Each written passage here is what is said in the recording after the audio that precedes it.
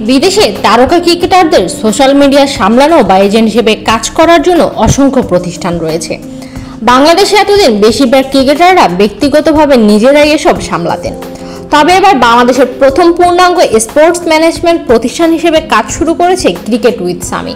Sports management, PR, ক্রিকেটারদের cricket সরঞ্জাম দিয়ে সাহায্য করা, ক্রিকেটারদের মাইন্ড ট্রেনিং এবং স্পন্সর আনার কাজগুলো করছে তারা।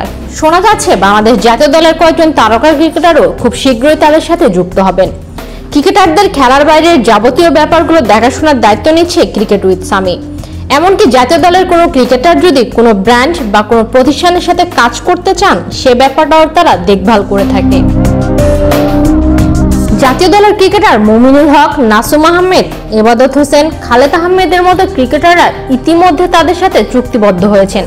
এমনকি জাতীয় দলের বাইরেও অনেক ক্রিকেটার ক্রিকেট উইথ সামির সাথে চুক্তিবদ্ধ হয়েছেন। ইংল্যান্ড ও ওয়েলস ক্রিকেট বোর্ডের আওতায় ইয়র্কশায়ার কাউন্টি ক্রিকেট ফাউন্ডেশনের সাথে সরাসরি কাজ করছে তারা, এবং তাদের মাধ্যমে বাংলাদেশের অনেক ক্রিকেটার নিয়মিত ইংল্যান্ডে কাউন্টি ক্রিকেট খেলার সুযোগ পাচ্ছেন। এর বাইরে ক্রিকেট উইথ সামি একমাত্র প্রতিষ্ঠান যারা বাংলাদেশের ফিজিক্যালি সক্ষমহীন ক্রিকেটারদের স্পন্সর করে তাদের পাশে দাঁড়িয়েছে।